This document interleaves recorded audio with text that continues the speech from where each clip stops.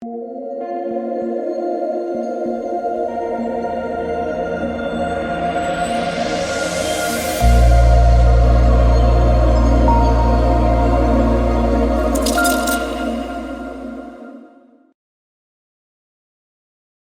are back for Sunday's 4-game main slate. Apologize for not uploading a video yesterday, but I'm excited for this one. We got 4, should be pretty good games. I think the game I'm probably the most excited to watch would be the Lakers-Grizzlies game. That's the first one of the 4-game slate. Welcome, guys. My name is DK, and we'll be covering the breaking down the 4-game NBA DFS slates in this video. I also make content for Prize Picks. Prize Picks, they're the sponsor of this video. You can use the code DKDFS for a 100% match up to $100. I'll have it linked down below. Been an insane run like the last month or so. So if you guys are not signed up on Prize Picks, again, take advantage of that free money. It's a lot of fun. You build player props, 2, 3, 4, 5, up to 6. We went up to 25 extra money. Also, they're running a promotion every single day where one person can win $1 million if they hit all 6 picks. So check them out. Again, linked down below. And if you're looking for more content, you can always check out my Patreon, whether it be for DFS or for Prize Picks. All right, so recapping the last couple nights. So last night for DFS was a really good night once again, even though landed on a couple of busts with Vucevic and Lowry. My strong take on Friday was I just did not want to play chalk Pat Bev. Pat Bev was about 60% in this tournament. Massive bust. I mentioned a pivot and Alex Strus at low ownership, and I mentioned Max Strus at low ownership as a pivot. Those guys both absolutely crushed. So that was great. But yeah, the Minnesota news was surprising. I think Gobert's 50-50. I really did not think there's any chance Nickeil Alexander-Walker would start, but I had to move some stuff around. I originally had slow-mo in my lineup because I was playing for Gobert to miss. Moved some stuff, went to Dort in small forward, then NAW, moved a couple other things around. So yeah, even with the blowout, it was still a good night for me. I thought I had a chance at a takedown for a bit, but ended up with just a solid profit overall. This was, what, an $80 tournament or something, $88. So pretty solid, like 3x night there. And then as far as today is going so far for Saturday, I can't show my lineup yet because there's still some guys that are not locked. But I'm off to a good start. Besides Dinwiddie, who I just want to know, one question for the Dinwiddie faders out there, about 3/4 of the field. How on earth did you know that in a 15-point game with 5 minutes left that the Brooklyn Nets would wave the white flag? How did you guys know that would happen? There's still a chance they can win the game. Empty the bench. Like, come on. But yeah, my strong take was I was just in love with the Celtics mid-range. Smart, White, Horford, Rob Williams. They basically all smash, especially Smart and White. I had Smart, White, and Horford in my lineup, so that was those are the 4 players I have currently right now. With some guys going in the late game. It's I'm off to a good start, but can't show the lineup because I'm going to upload this video with still before the late game starts. So I'll let you guys know how I finished there, but that is a recap of everything, and yeah, let's talk about this 4-gamer. So starting off with the Lakers, they actually ran a bit of a deep rotation in their most recent game, but I could see Wendy Gabriel not even playing in this game. He played like a couple minutes, 2 minutes, so I could see him just getting X'd out and then only play 9 guys. But the top end, you got 80, you got LeBron. In a competitive game, I expect around 40 minutes from both. I think I would give the slight edge to Davis over LeBron James, but I have no issue with either of them. The issue I have is that, once again, not a lot of great value. We've seen that the last couple of slates, and people still want to slam the top guys in. Like 20% slammed max price Embiid on the slate. Tatum got ownership, but I was just telling people, like, outside of a Okoro, I did not want to play at that high of ownership. There was just no value. So really been living more in the balance build so far in the preseason. There are a couple of value plays we'll talk about. One on the Clippers that not confirmed yet, but I'm pretty sure we'll be starting. I think it's going to be a really, really good value. But yeah, so I like AD and LeBron, but they're a little bit tough to prioritize. The mid-range guys, you got D'Lo, Reeves, Schroeder, all reasonable. Schroeder had the big game last game. D'Lo really struggled, kind of got benched. Don't expect that again. Most games, D'Lo will be closing and will be playing low to mid-30s minutes. I think he's a fair play, as is Austin Reeves at 6'3". Expect low to mid-30s minutes. They're both fine. Again, Schroeder had a huge game off the bench because D'Lo struggled and they extended him, but I think that's a bit of an outlier. I think I'd rather play D'Lo over Schroeder. Jared Vanderbilt, I mean, the minutes have just not been amazing on him. Played 22 minutes last game. I expect around 20 minutes from him. Rui Hachimura, surprisingly, was a pretty big part of that rotation last game. If he's going to play, consistently at least mid-20s minutes, then I like him for value. So, I do have interest in Rui at that price point. Malik Beasley's 4.2, only played 14 minutes, probably can't do it. And then you saw Troy Brown out of the rotation playing 17 minutes. But yeah, I think I'm going to play Lakers value. It actually would be Rui. Let's move on to Memphis. So Memphis, a lot of the guys feel overpriced. Like Jaren Jackson at almost 10K, Bane at almost 9K. That's just too much. If I'm going to spend up for anyone in Memphis, it's going to be John Morant, who he will get a minutes bump in the playoffs. Like Memphis is one of the teams that was really conservative with the minutes, but I expect around 40 minutes from Ja here. So I do like him at 10-1. I think Triple J and Bane are a bit overpriced. I do want to see the starting lineup, though. Does Memphis start Triple J at the 5, or do they start Tillman? If Triple J starts the 5, he's really interesting. I think his upside would go up. However, as you know, Jaren Jackson Jr., very foul prone and probably will be on Anthony Davis a decent amount. So there is some worry there with Jaren Jackson, especially at almost a 10K price point. Again, 8.6 for Bane. I think it's just too much. Not saying he can't get there. If I'm going to spend up, though, it's going to be Ja. Dylan Brooks at 6-1. I expect him to play probably low to mid 30s minutes. Feels a little bit overpriced as well. I'm definitely not paying almost 6K for Tyus Jones. That's way, way too much. Tillman, if he starts, I actually think it's a solid play because I think he'll probably play 25 to 30 minutes. If he comes off the bench, I'm not as excited about him. Kennard, we'll see, rotation minutes off the bench. He's been playing really well, but I don't know if he can continue to shoot this well. So I'm not saying he's completely out of play, but I don't love the price point there. Aldama, if he plays, again, I want to see the starting lineup. If they go with that bigger starting lineup with Tillman and Triple J, you should get Aldama probably playing 15 to 20 minutes off the bench. Would be a viable punt play. I'm not going to consider anyone else, though, for Memphis. Miami and Milwaukee. So Miami, keep an eye on the Lowry status, as he did get banged up last game and couldn't return. I think that's more of a serious question mark because he was limping around out there.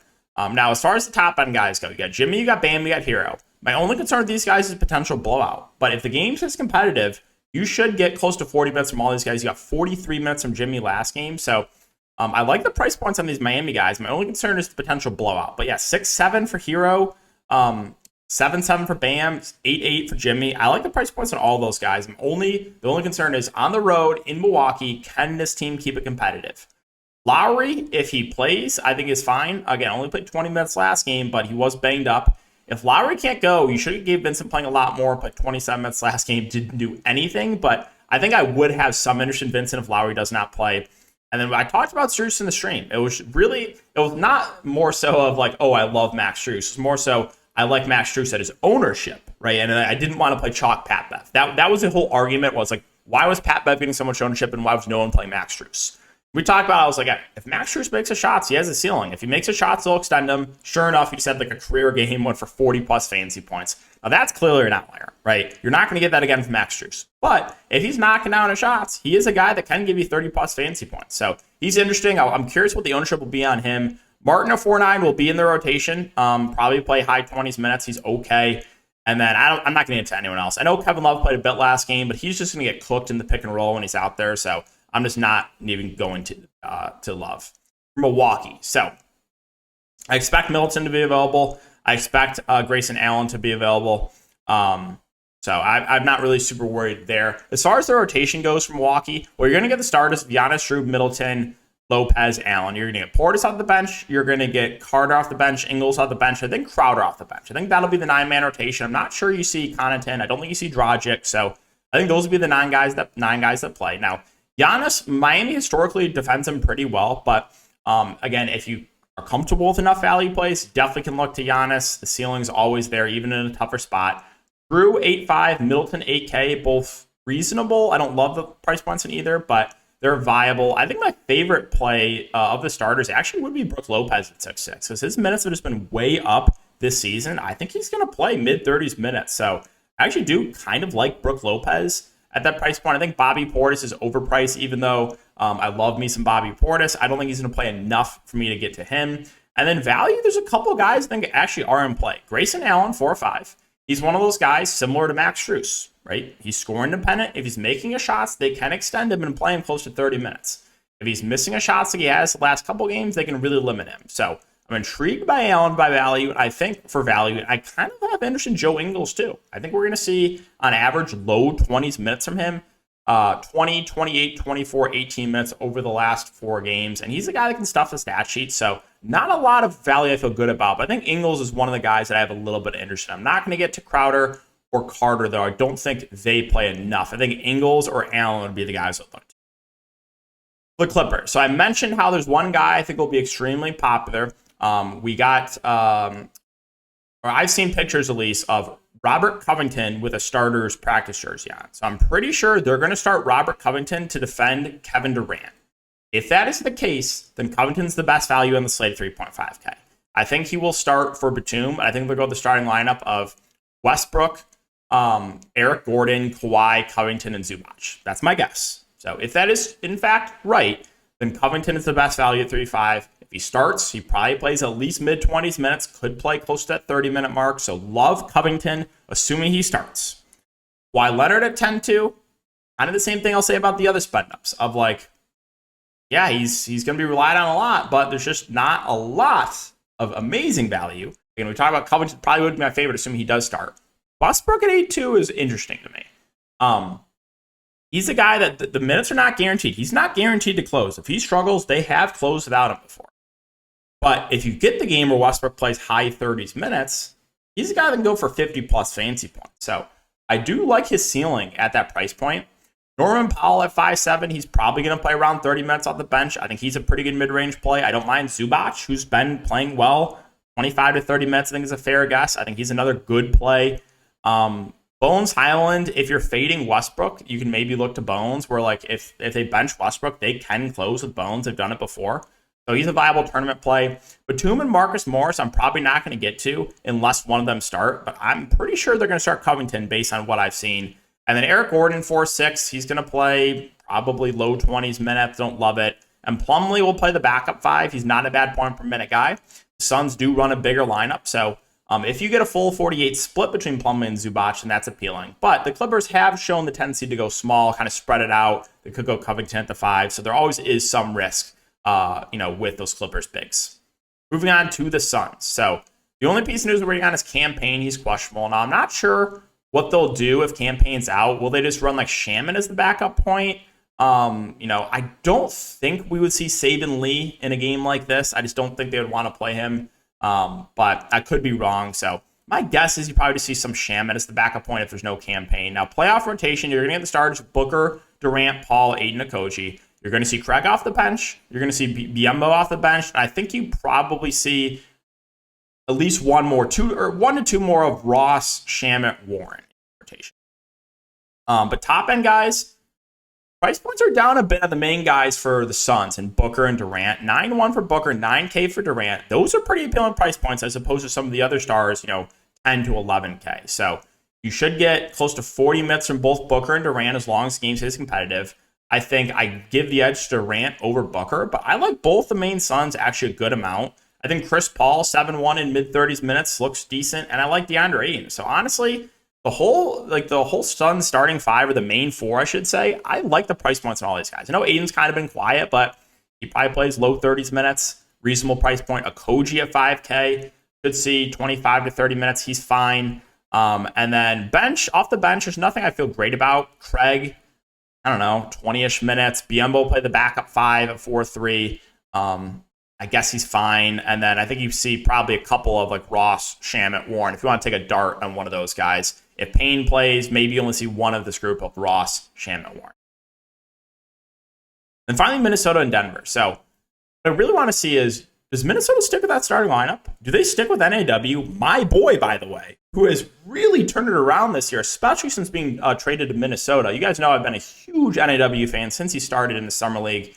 But he started last game and played really, really well, especially on the defensive end. He played 37 minutes. Now, he had 3 steals, 2 blocks. I don't think we can expect that again. But if you do get NAW in the starting lineup, he's going to be right there for me with Robert Covington, who's one of the best values in the slate. Or do they go the starting lineup with Slow-Mo in there and go that a bit of a bigger starting lineup with Conley, Ant, Slow-Mo, Towns, Gobert? So that's going to be really curious to me is what they do with that starting lineup. Because the way that NAW played, like they might just throw him on Jamal Murray. So we'll see. Now, the top guys, Anthony Edwards, 8-7, Cat, 8-3, kind of the same thing I said about the Phoenix guys of price points are a bit down on some of the main guys, right? You have other teams, so their spend ups are 10, 11K. You got the Suns spend ups that are 9K, and these Timberwolves spend ups in the 8K range. Sign me up for that. So I like the price point on Cat. I like the price point on Ant. I know with Gobert in, Cat doesn't look as good, but I still think he's going to play huge minutes here. Gobert himself should be on Jokic a lot. I think he's fine. I think I would just rather pay up a little bit more, though, for Cat or Anthony Edwards. Slow-mo, I would only play him. I think if he starts, if he comes on the bench, I probably won't do it. Conley, I think it's a relatively safe play. In a competitive game, I think we see mid-30s minutes. So he's pretty safe in the mid-range. NAW, again, if he starts, I love him. If he comes off the bench, he's not out of play, but more of a tournament-only play for me. Taurean Prince, 5'3", feels a bit pricey. Now, he did deal foul trouble, 5 fouls. So you saw NAW get extended. I think you could see less minutes for NAW, more minutes from Prince in the game tomorrow. And then you saw a DNP for Noel. Wish we would have got that a couple games ago. And then you saw a couple minutes from McLaughlin. But that was it for the Minnesota rotation. And finally, Denver. So all these guys are going to play. No worries with any of them. Starters, Jokic, Murray, Gordon, MPJ, KCP. You're going to see Bruce Brown off the bench. The rest of the bench, though, it's like I think you probably see Jeff Green. Backup 5, probably Zeke Naji. And then maybe a little bit of Christian Brown. So 8 to 9-man rotation. That's kind of what I'm expecting here. Jokic, kind of the same thing I'll say about Giannis. Of his ceiling, it's just a matter of, are you comfortable with enough of the value? If you are, yeah, Jokic looks great. Murray, though, at 7'6", I think he stands out as one of the better plays in the mid-range. He's dealing with a bit of a brace on his thumb, he said. It's kind of on his mind, but if you're going to get Jamal Murray playing close to 40 minutes at sub 8K, like that does stand out. Gordon, MPJ, they're both kind of last man in guys for me. I expect the minutes to tick up a little bit. KCP feels a little bit too pricey for me at 5'1". Like he's going to play low 30s minutes, but I don't think I can go there. Bruce Brown at 5'8", price is a little bit high as well, but he should see the most minutes off the bench, probably mid to high 20s. And then you probably see a little bit of Najee, a little bit of Brown, a little bit of Jeff Green at 3'7". But yeah, so that is Denver, and that's going to wrap it up with the video. So really appreciate you guys watching. As always, I'm excited for the slate tomorrow. I'm going to try to watch all these games. Keep an eye out for the Prize Picks video. I'll probably have that up later tonight. And good luck. We'll see you all in the next one.